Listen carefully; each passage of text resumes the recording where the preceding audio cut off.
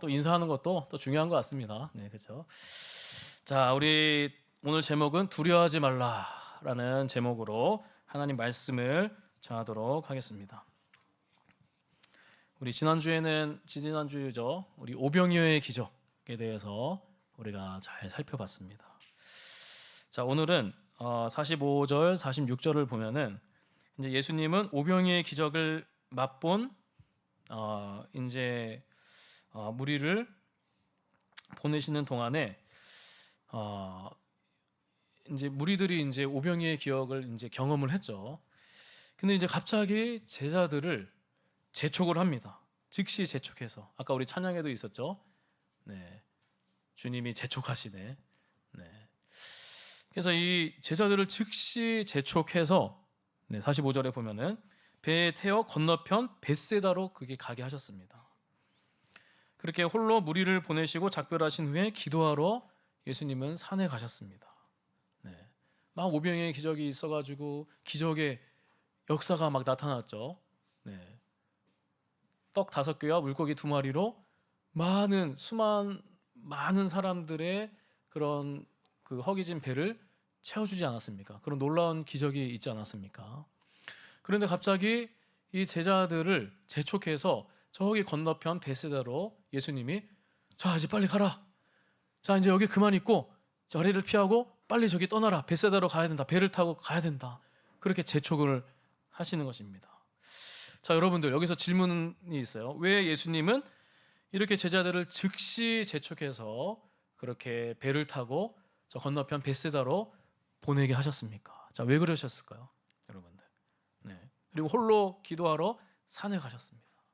나는 이제 너네들 이제 필요 없다. 다 끝났으니까 너네 알아서 살아라. 그렇게 했었을까요?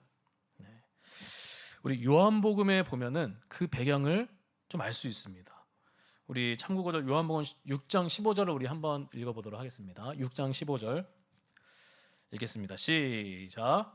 그러므로 예수께서 그들이 와서 자기를 억지로 붙들어 임금으로 삼으려는 줄 아시고 다시 혼자 산으로 떠나가시니라. 네. 오병이어의 기적을 이제 베푸시자 그곳에 모인 사람들을 예수님을 이제 억지로 임금을 삼으려고 했습니다. 네. 임금을 삼으려고. 그래서 혼자 이제 떠나서 이제 산으로 가시죠. 이 제자들은 재촉해서 배를 태워 보내시고. 그러니까 뭔가 있었다는 것이죠. 네. 자, 그것이 무엇입니까? 임금을 삼으려고. 네. 그냥 바른 길로 인도하는 선한 목자 대신 예수님을 그렇게 바라보지 못하고 어떻습니까? 정치적인 메시아. 네. 정치적인 측면에서 예수님을 바라본 것입니다. 자, 그럴 만한 이유가 있습니다. 그 당시에 이스라엘 이 국가는 약 한 800년 동안 이제 로마 외세의 침략을 이제 받았기 때문에 이 로마의 외세의 압제로부터 좀 벗어나길 바랐습니다. 네. 그래서 그 사람들은 이 예수님의 메시아의 어떤 누군가가 이제 메시아의 대망 사상이라는 것이 있었어요. 그 당시 많은 사람들에는 마음에는 그런 예수님의 대망 사상, 메시아의 대망 사상, 예수님의 대망 사상이 아니라 메시아의 대망 사상. 누가 와서 여기 정치적으로 뭔가 해결해 줬으면 좋겠다. 현실적으로 이 정치적인 문제들을 여러 가지 핍박들을 로마의 압제들을 이 메시아가 와서 이 왕이 와서 정치적인 메시아가 와서 해결해 줬으면 좋겠다. 그러한 대망 사상이 있었습니다. 그래서 다윗 왕과 같이 위대한 왕이 나타나서 이방의 압제에서 이스라엘을 회복시켜 주시기를 그렇게 바랬던 것입니다. 그래서 이 오병이어의 기적, 놀라운 능력이 예수님이 능력이 행하자 예수님을 그냥 정치적인 메시아, 이게 기적을 베푸시는구나. 그렇다면은 우리의 이런 외세의 압제로부터도 정치적인 면에서도 해결해 주실 수 있는 분이구나. 그러면서 억지로 임금을 삼으려고 막 이 무리들이 몰려왔습니다. 네. 그래서 또 다른 극단적인 오해들이죠. 예수님을 죽이려 하는 그런 무리들도 있었고, 여기는 이제 군중들이 막 모여가지고 그렇게 억지로 붙들려는 그런 예수님을 오해하는 극단적인 사람들도 있었던 것이죠. 자, 이러한 오해는 이 제자들에게도 있었습니다. 네. 무리들의 그런 생각에 이 제자들 역시 동조했던 것입니다. 이 마가복음 10장에 보면은 이 제자들도 예수님께서 나중에 왕이 되어서 자기도 이제 오른편에 왼편에 한 자리 얻었으면 좋겠다. 그래서 예수님이 이 땅을 다 이제 로마의 외세 침략 그런 압제들로부터 다 벗어나서 예수님이 왕이 되어서 내가 옆에 오른쪽에 왼쪽에 한 자리 기득권 그렇게 차지했으면 좋겠다. 그러한 것들이 내심 있었습니다. 하나님 나라의 영적인 하나님 나라의 본질을 모르고 예수님이 이 땅에 오심으로 말미암아 하나님의 나라가 임하지 않았습니까? 또 예수님이 나중에 죽으러 이제 제자들한테 얘기합니다. 10장부터 이제 가면은 이 순환 예고들이 있어요. 3번의 순환 예고가 있는데 제자들에게 얘기해. 나는 고난을 받고 죽음을 받고 죽음이 있고 나중에 부활이 있다. 네, 나는 고난을 받고 이제 죽으러 갈 것이다. 그렇게 얘기했더니 이제 베드로가 나중에 또 8장에서 설교하겠지만 베드로가 갑자기 예수님을 따랐던 그 아주 충성된 제자였는데 이런 말을 하니까 내가 이제 죽으러 간다. 그러니까 갑자기 예수님 막 멱살을 잡아요. 나중에 이 붙들고 항변하다, 꾸짖다 막 그러거든요. 왜 그렇죠? 갑자기 자기 스승을 막 이렇게 참 왜 그러십니까? 그 이유가 무엇이면 다음에 말씀드리겠지만 이 정치적인 메시아로만 생각했기 때문에 죽으면 안 된다는 것이죠. 왜 죽으러 갑니까? 부활을 보지 못하는 것이죠. 죽으러 가면은 안 된다는 것이죠. 어쨌든 예수님은 이런 무리들의 헛된 열망이 제자들에게도 물들지 않기 위해서 예수님은 이 제자들을 훈련시키고 있지 않습니까? 마가복음에 우리 제자도 이렇게 볼 수 있는데 제자들을 그래서 재촉해서 이 무리들의 틈에 계속 있으면 그 영향을 받지 않겠습니까? 그 제자들도 영향을 받지 않기 위해서 저기 배를 태워서 재촉해서 다른 곳으로 가게 하신 것입니다. 이 재촉하다라는 이 원어가 에난카센인데 이 억지로 뭐뭐하게 하였다. 네. 그런 지극히 강한 표현입니다. 자, 이 표현이 왜 이렇게 억지로 재촉하사 그렇게 왜 표현을 썼냐면은 이 제자들 역시도 그 무리들의 틈에 계속 그 자리를 계속 있고 싶어 할 수도 있기 때문에 네. 무리들의 의도가 뭐라 그랬죠? 정치적인 메시아. 그다음 예수님의 의도는 영적인 메시아. 네. 그것과 이제 맞지가 않았던 것이죠. 그래서 이 제자들이 그러한 사상에 오연되지 않도록 방지하기 위해서 그렇게 예수님을 서둘러서 즉시 재촉하사 이제 조금 강한 표현으로 얘들아 이렇게 가라 이렇게 한 게 아니라 얘들아 이제 가야 된다 저쪽으로 가자 아주 이렇게 강한 표현으로 재촉하다라는 것입니다. 그리고 예수님 자신도 그런 시험에 빠지지 않기 위해서 홀로 기도하러 가셨습니다. 무리들을 위해서도 또 제자들을 위해서도 아마 기도하셨을 것입니다. 사랑하는 성도 여러분, 여기서 짧게 적용을 하면은 하나님은 우리가 세상적 열망, 욕망에 물들지 않도록 하기를 원하신다는 것이죠. 우리 하나님은요. 그래서 그러한 여러 가지 죄들이 우리에게 밀려올 수 있습니다. 그런 욕망과 시험이 다가올 때 자, 어떻게 해야겠습니까? 예수님이 모범을 보여주셨죠. 일단은 그 자리를 피하는 것입니다. 그 자리를 피하게 하시는 것이죠. 예수님이 재촉하사 우리가 그런 자리들이 막 있지 않겠습니까? 저도 막 연약하기 때문에 예전에 뭐 한참 전이지만 뭐 이렇게 무슨 송년회 한다고 친구들이 나오라고 막 하면은 그런 술자리들이 또 있지 않겠습니까? 근데 거기서 제가 전도하려고 처음에 가려고 했어요. 이게 친구들한테 전도 절대 안 됩니다. 오히려 제가 거기서 영향을 받을 수 있는 것입니다. 그 자리를 피해야 되는 것이죠. 우리가 그런 죄악의 자리에서는 물들 수 있어요. 우리가 그 영향에. 그래서 그 자리를 피하고 또 어떻게 하는 것입니까? 기도하는 것입니다. 네, 예수님처럼 기도해야 됩니다. 한적한 곳으로 가서 예수님은 간절하게 기도하셨다는 것입니다. 그래서 저와 여러분들도 시험과 욕망과 여러 가지가 있을 때 우리가 그 자리를 피하고 기도하는 여러분들이 되기를 주님의 이름으로 축복합니다. 자, 날이 저물었을 때 제자들이 타고 있는 배는 이제 바다 한가운데에 이제 있었습니다. 이때 제자들은 지칠 대로 지쳐 있었습니다. 그렇죠?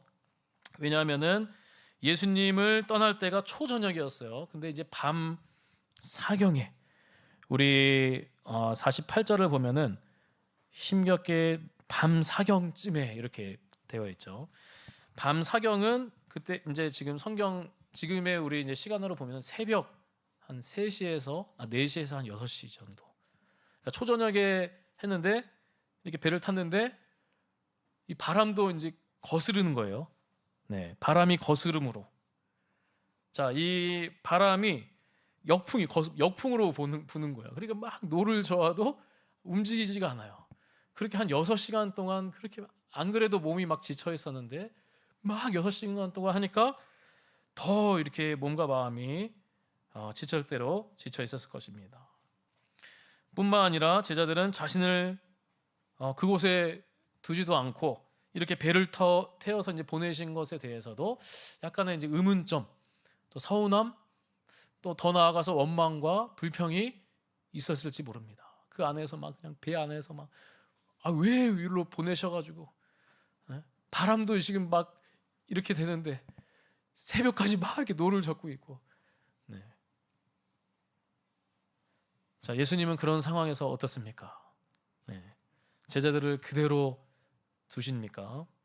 예수님은 결코 내버려 두지 않습니다. 우리 47절에 보면은 저물매의 배는 바다의 가운데 있고 예수께서는 홀로 무태 계시다가 48절에 바람이 거스름으로 제자들이 힘겹게 노젓는 것을 보시고. 네. 예수님은 그렇게 힘겹게 노젓는 것을 다 보고 계십니다. 자, 우리 예수님은 하나님이시지 않습니까? 전능하신 하나님. 네. 편지하시는 하나님. 편지가 뭔지 아십니까? 어느 곳에나 다 계신다는 것이죠. 네. 전지하신 하나님. 우리의 마음 깊은 속 내면까지도 다 아시는 하나님이십니다. 세상을 창조하시고 만물을 붙드시고 저 여러분들을 다 아시는 분이십니다. 기도하시면서 무태에 계셨지만 예수님의 전능하심으로 제자들을 계속해서 살폈음을 알 수 있습니다. 그래서 우리도 여기서 짧게 또 적용하면은 여러분 아까 우리 찬양했지만 우리의 인생길, 여러분들의 인생길, 때로는 이 세상 풍파, 또 뭔가 이렇게 뭔가 열심히 해도 앞으로 나아가지 않는, 네. 그래서 답답하고 내 인생이 앞길이 막막하고 허무할 때가 있지 않겠습니까? 내가 뭐 하는 건가? 네. 바람은 거스르고 몸과 마음은 지칠 대로 지쳐 있고 내 인생길에 나 자신을 보면서 자기 연민에 빠지기도 하고 내가 누구인가? 내가 왜 사는가? 내 앞길은 괜찮은가? 여러 가지 그런 마음들이 밀려올 수 있습니다. 네, 앞으로 나아갈 수 없고 때로는 주저앉고 울고 싶을 때도 있을지 모릅니다. 그러나 하나님께서는 저 여러분들을 여전히 다 보고 계십니다. 네, 등 뒤에서 저 여러분들을 다 보고 계십니다. 그 가운데 성령께서 또 중보하고 계시고 여러분들을 위해서 기도하고 계시고 이 산에서 무태에서 이 제자들을 놓고 무리들을 놓고 기도하셨듯이 예수님은 어떻습니까? 죽으시고 부활 승천하시고 하늘 우편에 앉아 계셔서 주가 되셨습니다. 만유의 주, 만왕의 왕이 되시고 이미 왕이셨지만 분명하게 왕이 되셨습니다. 그리고 이 땅을 다스리십니다. 주되심. 그래서 다스리시고 여러분들의 상황을 다 아시고 여러분들을 위해서 힘을 주시고 때로는 시험도 주십니다. 네, 더 믿음을 강하게 하려고. 오늘 이 부분이 또 주제이기도 하지만 어찌됐든 여러분들을 여전히 보시고 기도하고 계십니다. 그래서 우리를 도우시고 살피시는 신실하신 하나님을 우리가 끝까지 믿고 의지하며 나아가는 저 여러분들이 되시기를 주님의 이름으로 축복합니다. 자, 이렇게 이제 49절, 52절 우리 한 문단만 보고 또 우리 마치도록 하겠습니다. 자, 예수님은 이 제자들이 힘겹게 노젓는 것을 보시고, 그렇게 보시고 또 어떻게 하십니까? 네, 또 찾아가십니다. 네, 바다 위로 걸어서 그들에게 다가가십니다. 네, 예수님께서는 다시 한 번 더 또 바다를 걸으시는 그런 기적을 베푸심으로 자신이 내가 하나님이다, 네, 하나님의 아들이다, 메시아임을 보여주기를 원하셨던 것입니다.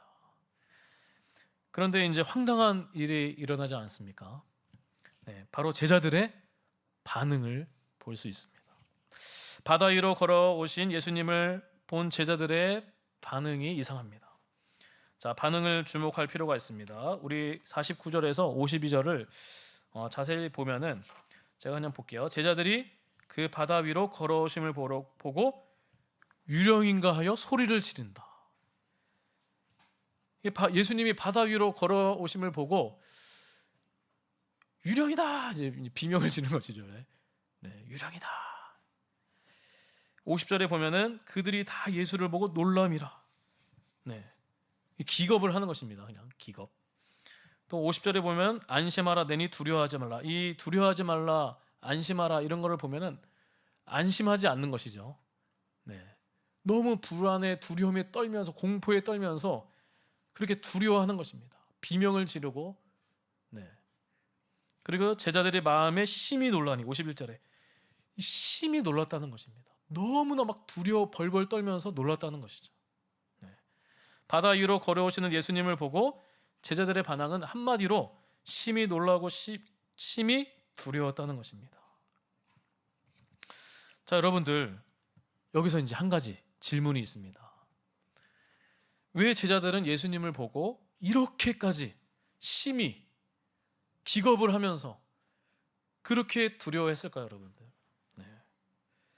물론 이제 새벽에 갑자기 바다 위로 걸어오시는 예수님을 보고 우리가 깜짝 놀랄 수 있어요. 저도 이제 갑자기 바퀴벌레 같은 거 이렇게 팍 깜짝 놀라지 않습니까, 여러분? 바퀴벌레나 벌레 같은 거 있으면 깜짝이야 이렇게 할 수 있는 것이죠. 네. 여러분, 놀랄 게 뭐가 있습니까? 그렇죠? 누가 왜 이렇게 하면 깜짝 놀랄 수 있죠. 이런 것과 달라요. 이런 두려움, 이런 깜짝 놀람하고는 다르죠. 예수님을 하나님으로 인정하지 않는 그런 두려움인 것이죠. 뭔가 이게 다른 두려움이에요. 네.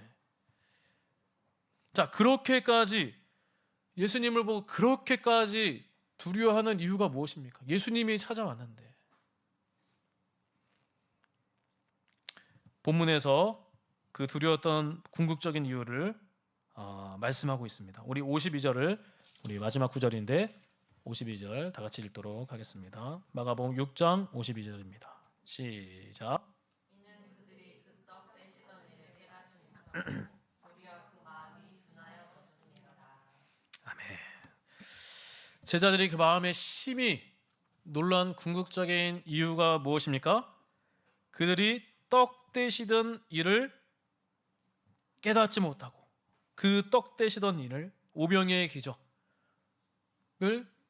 깨닫지 못하고 도리어 그 마음이 둔하여졌기 때문에.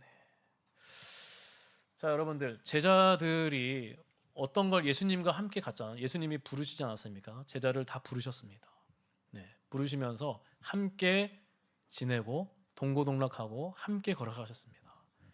그래서 함께 잠도 자고 먹을 것도 먹고, 또 이제 예수님이 제자들을 말씀으로 또 가르치셨습니다. 또 어떻습니까? 이 같이 함께 기적에 내가 하나님이라는 사실을, 내가 메시아다, 분명한 메시아라는, 그리스도라는 사실을 드러냈습니다. 기적을 통해서. 네, 중풍병자의 사건도 있었죠. 또 손 마른 자, 또 베드로의 장모 열병을 치료하시고, 또 귀신 들린 자, 더러운 귀신 들린 자, 마가복음 5장에 보면은 우리 배웠죠. 더러운 귀신 들린 자를, 군대 귀신들이 있었죠. 네, 예수님 한 명으로 말미암아 더러운 귀신 들린 자들이 다 물러갔었죠.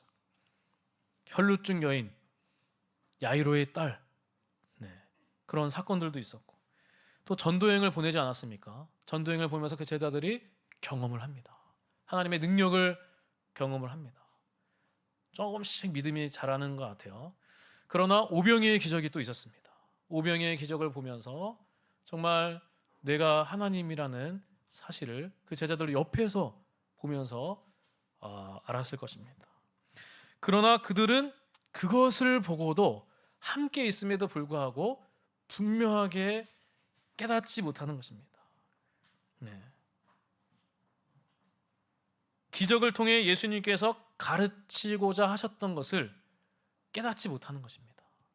분명한 이 본질을 볼 수 있어야 되는데 본질을 보지 못하는 것입니다. 정치적인 메시아만 보는 것이죠. 무리를 거르시는 것을 보고도 이 예수님을 분명하게 알았다면은, 하나님이시라는 사실을 분명하게 믿었다면은, 그 마음이 충만했다면은 무리를 거르시는 예수님을 보고도 그렇게 아이고 깜짝이야 여기까지 할 수 있어요. 근데 예수님이시군요, 우리 하나님, 이렇게 할 수 있는데 마음이 둔해졌기 때문에, 베풀어진 기적에만 놀라고 주목했을 뿐 기적을 베푸시는 하나님의 아들 예수 그리스도를 그 사실에 주목하지 못했던 것입니다. 기적의 의미를 제대로 이해하지 못하고 그 마음마저 둔해졌습니다. 이 마음의 둔함, 마지막 단어예요. 이 마음의 둔함, 이 단어는 자세히 보면은, 원어를 보면은 마음의 완악함입니다. 완악함. 마가복음 3장 5절에 보면은 바리새인들의 마음이 완악하였다. 이 완악함이 이 마음의 둔함 같은 단어입니다. 원어랑. 그래서 아주 마음이 완악해졌다는 것이죠. 고집과 아집과 내 생각, 내 소견, 자기의 소견, 내 뜻, 그런 것이죠. 하나님이 없는, 하나님을 신뢰하지 않는 그냥 내 마음, 옛사람, 옛마음이라는 것이죠.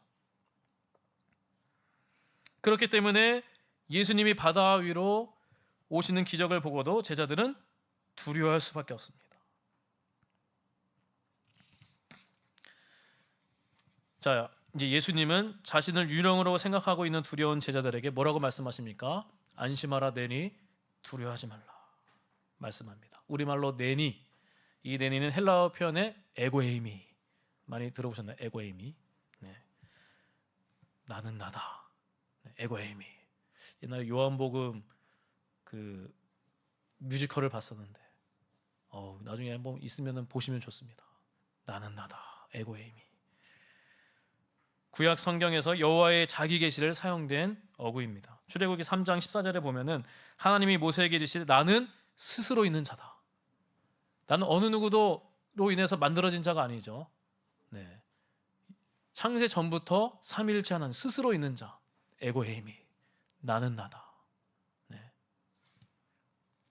자, 안심하라 두려워하지 말라, 이 역시도 신적 권위를 나타내는 말이기도 합니다. 이사야 41장 10절에 두려워하지 말라 내가 너와 함께 함이니라. 하나님만이 할 수 있는 말씀이죠. 두려워하지 말라.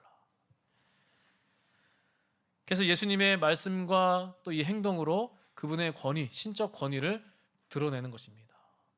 그러면서 이제 제자들은 그 요동하는 마음이 맞다, 하나님이신, 그러면서 다시 잠잠해지고 바다도 잔잔해지고 그들의 마음도 안정과 평안함을 찾는 것입니다. 자, 사랑하는 성도 여러분, 오늘 우리에게 주신 교훈은 확실합니다. 오병이의 기적을 베푸신 예수님이 누구이신지, 바다 위로 걸으신 기적을 베푸신 예수님이 누구이신지 우리가 분명히 알아야 하는 것입니다. 기적을 보았던가 기적만 우리가 주목하면 안 됩니다. 기적에만. 기적만 보고 교회에 오는 것이 아닙니다. 그것은 단지 무의미한 종교적인 행위에 불과하다는 것이죠. 예수님이 누구신지 분명하게 알고 믿고 고백하는 것입니다. 예수님을 모호하게 믿는 것이 아니라 분명하게 믿어야 한다는 것이죠. 자, 예수님은 어떤 분이십니까, 여러분들? 마가복음 1장 1절에 보면 하나님의 아들 예수 그리스도의 복음의 시작이라.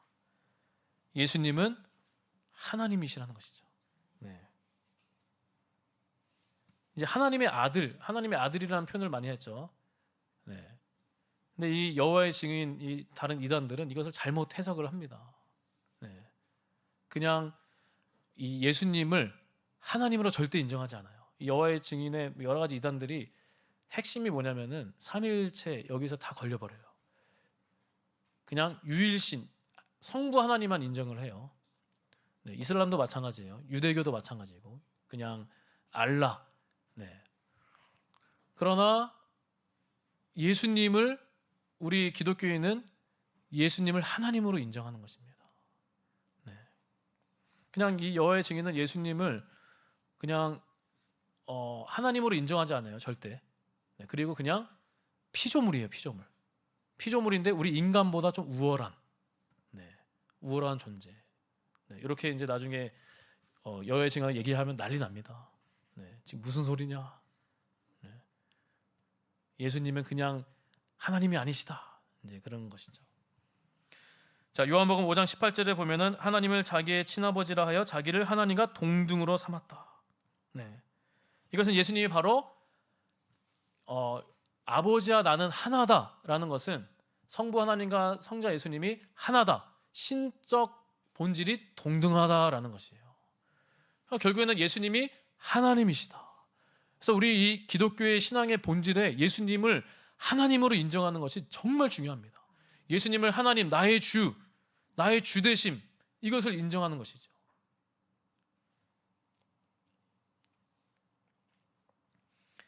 예수님은 태초부터 계신 하나님이시고 이 만물을 창조하시고 이 만물을 다스리시는 분이다. 이 제자들도 만물을 다스리시는 하나님을 보질 못하니까 네, 그냥 정치적인 메시아로만 나의 그냥 현실적인 이런 부분만 채워주는 그런 분으로 보는 것이죠. 더 큰 그림을 못 보는 것입니다.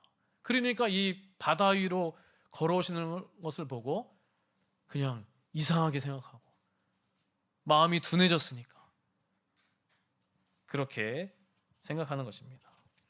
자, 예수님은 하나님의 아들이시고 또 예수님은 어떤 분이십니까? 우리 하나 더 하면 예수님은 그리스도이십니다. 그리스도. 자, 여러분들 그리스도라는 뜻이 뭐라 그랬죠? 그리스도. 예수님이 그리스도시다. 행복의 시작 예수 그리스도 그렇게 얘기하죠. 예수님은 그리스도시다. 그리스도라는 건 칭호예요. 예수님은 이름이고 주도 사실은 칭호예요. 그리스도다. 메시아다. 히브리어로 메시아입니다. 네. 그래서 이 뜻이 그리스도라는 뜻이 무엇이냐면은 이 하나님의 기름 부음 받은 자. 이제 정확한 뜻은 기름 부음 받은 자. 하나님의 명을 받아 기름 부음 받아 이 땅에 오셔서 사명을 성취하신다. 그래서 예수님은 그리스도다. 그 사명이 무엇입니까? 저와 여러분들을 죄값을 치르기 위해서 십자가에서 죽으시는 것이죠. 그래서 구원자가 되는 것입니다. 이것이 그리스도다. 한마디로 예수님은 그리스도라는 것이 한마디로 예수님은 나의 구원자이십니다. 내 죄값을 치르기 위해서 십자가에서 죽으시고 부활하신 구원자 그리스도다. 그래서 우리 이 고백이 중요해요. 마태복음 16장 16절에 보면은 베드로가 고백해서 주는 그리스도시요 살아계신 하나님의 아들이시니이다. 네. 그래서 우리 한번 따라해볼까요? 예수님은 나의 하나님이시고 예수님은 나의 구원자 그리스도이십니다. 네. 이 믿음이 중요하다는 것입니다. 그래서 예수님을 쫓아다니던 무리들도 예수님을 오해했고 한 걸음 더 나아가서 이 제자들조차도 오해를 했습니다. 그들은 단지 현실적인 문제의 해결자로만 생각했습니다. 예수님이 주라는 사실을 몰랐습니다. 주되심을 인정하지 않았습니다. 그냥 마음이 둔해졌습니다. 네. 그냥 현실적인 문제에만 예수님을 주로 인정하지 않고 단순히 물질적인 기적만 베푸시는 분으로 이렇게 주목하는 사람들이 많이 있다는 것입니다. 자, 여러분들 요것만 말씀드리고 마치도록 하겠습니다. 자, 예수님의 주되심을 인정하지 않는다. 네, 이 주되심에 다 포함되어 있어요. 예수님이 나의 이 땅 나의 삶의 결정권자이십니다. 나의 삶의 주님이십니다. 이 주되심을 인정하며 사는 것, 이게 진짜 중요합니다. 예수님이 우리의 삶에, 여러분 어떻습니까? 여러 가지 상황들이 있어요. 자신의 삶에 여러 가지 선택, 삶들이 있지 않겠습니까? 자, 그런데 만약에 예수님을 그냥 정치적인 메시아로만, 현실적인 메시아로만 붙든다면은, 자, 어떠냐면은, 교회에서도 그래요. 교회에서도 그렇고, 예수님은 그냥 현실적인 문제에만. 근데 만약에 현실적인 문제가 잘 안 되면 어떻게 되겠습니까? 네. 현실적인 문제가 풀리지 않고 어려운 상황이 올 수도 있어요. 왜냐하면은 하나님은 저와 여러분들을 때로는 시험에, 그러니까 그런 나쁜 시험이 아니에요. 뭐 이렇게 어려운 상황에 처할 수도 있다는 것입니다. 아까 전에 우리 그 배 사경에 힘겹게 노젓는 그런 상황에 놓일 수도 있어요. 자, 그렇게 놓인 이유가 무엇입니까? 우리의 믿음을 견고케 하기 위해서. 우리가 예수님의 주되심을 믿는다면은 그런 상황이 왔을 때도 하나님이 주시는 그 믿음이 있고 주되심이 있기 때문에 하나님이 이런 상황 속에서 나를 더 견고케 하시는구나. 현실을 봤을 때는 너무나 괴롭고 힘들고 울고 싶지만, 그러나 하나님이 결코 그냥 내버려 두시지 않는다. 그 믿음이 있어야 된다는 것이죠. 이 둔해지면 안 된다는 것입니다. 그냥 둔해져 버리면은 그냥 뭔가 잘 안 됐을 때, 하나님을 인정하지 않았을 때 그냥 거기서 포기해 버리는 것이죠. 하나님은 나를 사랑하시지 않아. 이게 뭐냐? 내 인생이 뭐냐? 그리고 그냥 져버리는 것이죠. 무너져 버리는 것이고 포기하는 것이고, 그러면서 교회를 떠나는 경우들도 많이 있어요. 그냥 기적에만 봤기 때문에. 나중에 무리들도 요한복음에 보면은 많은 무리들이 있었는데 기적을 베푸지 않으니까 나중에 다 떠났다. 그런 기록이 있습니다. 기적만 보는 거예요. 이게 되지 않으니까, 뭔가 채워지지 않으니까 다 떠나는 것입니다. 주되심을 인정하지 않는 것이죠. 저도 짧게 얘기하면은 저의 뭐 짧은 인생이지만 제가 지금 44입니다. 만으로 43인가요? 생일 지났으니까 44이네요. 네, 한국 나이로 45인데 이게 목회자의 길을 걸어가니까 아주 이제 여러 가지 사방의 우여곡절들도 많았습니다. 막 제주도로 보내시기도 하고, 정말 막 응급실도 여러 번 가게 하시고, 상황이 막 얼마나 막 이렇게 우겨쌈을 당했는지. 또 이만큼 뭐 큰 교회에 있을 때는 이렇게 쭉 이렇게 중경까지, 뭐 서울로 생각하면 중경까지 있다가 팍 바다까지 막 하고, 네, 한 달에 막 어떨 때는 뭐, 네, 재정이 막 한 매달 뭐 20만 원으로 이렇게 할 때도 있었고. 그런데 이게 왜 이렇게 나를 이쪽으로 몰고 가실까? 나는 그런 생각을 많이 했어요. 이게 참 내 인생이 뭔가. 그때 많이 막 울기도 했습니다. 힘들고. 근데 여러분 어떻습니까? 지나고 봤을 때 그때 또 다시 이제 기도하면서 이겨내고 포기하지 않았어요. 하나님이 계속 그때마다 일어나 걸어라 등 뒤에서 밀어주시고 힘을 주시고 돕는 사람들을 붙여주시고, 개척의 현장에서도 그렇고, 네, 우리 여러분들도 붙여주시고, 네, 한 명 한 명 또 함께 하시고. 근데 이게 지나고 보니까 내가 주되심을 그래도 계속 붙들었어요. 하나님의 은혜가 있을 거다. 근데 지나고 보니까 다 하나님의 은혜인 거예요. 와, 나를 훈련시키고, 어떻게 보면 돈 주고도 살 수 없는 그런 경험을 하게 하시고, 바다까지 내려가게 하셔서 아주 겸손케 하시는 거예요. 교만한 저의 마음들을 탁 낮추게 하십니다. 얼마나 교만한지 모릅니다. 제가 교만할 때도 참 많았어요. 아주 그냥 교만하고, 지금도 부족하지만. 근데 그러면서 하나님이 그런 상황을 만드셔서 겸손케 하시는 겁니다.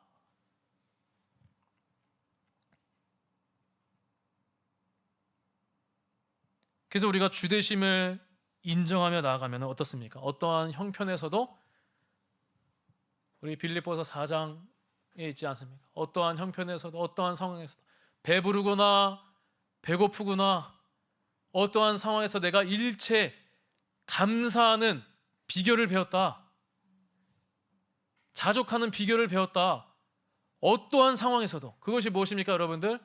내게 빌립보서 4장 13절. 내게 능력 주시는 자 안에서 내가 모든 것을 할 수 있느니라. 빌립보서 4장 13절. 4월 13일 제 생일이기도 합니다. 이 지나서 얘기하는 거예요. 빌립보서 4장 13절. 내게 능력 주시는 자 안에서 내가 모든 것을 할 수 있다. 주님과 동행하고 주되심을 인정하고 그렇게 나아갈 때 우리의 마음의 우둔함, 둔간함이 아니라 구원의 확신, 믿음, 강하고 담대한 믿음을 주셔서, 그래서 여러 상황 속에서도 우리가 두려워하지 않고 불안해하지 않고 정말 두려움을 극복하며 이기며 살아갈 수 있을 줄 믿습니다. 여러 가지 예전에 코로나 상황들, 또 앞으로 어떤 일들이 일어날지 모릅니다. 세상에 또 많은 일들이 우리는 알 수가 없는 것이죠. 요동치고 그럴지라도 우리는 나의 영혼이 잠잠히 하나님을 바라봐라. 자, 그럼 마지막으로 할 말씀. 자, 예수님을 바로 알고 바른 신앙을 하는데 그렇다면은 우리에게 필요한 것이 무엇인가? 어떻게 주님과 동행할 수 있고 주되심을 인정하며 살아갈 수 있을까? 이게 하나 중요한 질문이죠. 그것이 무엇입니까? 하나님의 은혜의 방편, 하나님의 은혜를 받을 수 있는 방법, 하나님과 동행할 수 있는 방편이 있습니다. 그것이 무엇이냐면은 크게 두 가지죠. 말씀과 기도입니다. 그래서 우리가 하나님의 말씀을, 이 성경을, 자, 여러분들 이 성경을 보고 계십니까? 저는 성경을 가장 소중한 게 성경입니다. 여러분들, 나만의 성경이 있어야 돼요. 저는 나만의 성경이 한 3권 있는데 그 중에서 이 성경이 QE 성경인데 정말 좋습니다. 어쨌든 성경을 줄도 치고 묵상하고 소리내서 읽고 물어보기도 하고 귀납작 성경으로 또 하기도 하고 PBS도 하고 암송도 하고 또 말씀을 붙잡고 기도하는 것입니다. 하나님이 주신 선물입니다. 여러분들에게 이 땅을 살아가면서 하나님과 동행할 수 있는, 성령과 함께 할 수 있는 유일한 방법이에요. 세상의 책도 여러 가지 책들도 필요하지만 저도 책을 좋아하지만 그러나 그것보다 더 중요한 게 성경이에요. 이 성경을 붙들어야 돼요. 자, 우리 시편 1편 2절 우리 성경 구절 우리 4구절만 읽도록 하겠습니다. 장로 구절에 있습니다. 시편 1편 2절 시작. 여호와의 율법을 즐거워하여 그의 율법을 주야로 묵상하는도다. 아멘. 시편 43편 5절 시작. 내 영혼아 내가 어찌하여 낙심하며 어찌하여 내 속에서 불안해하는가.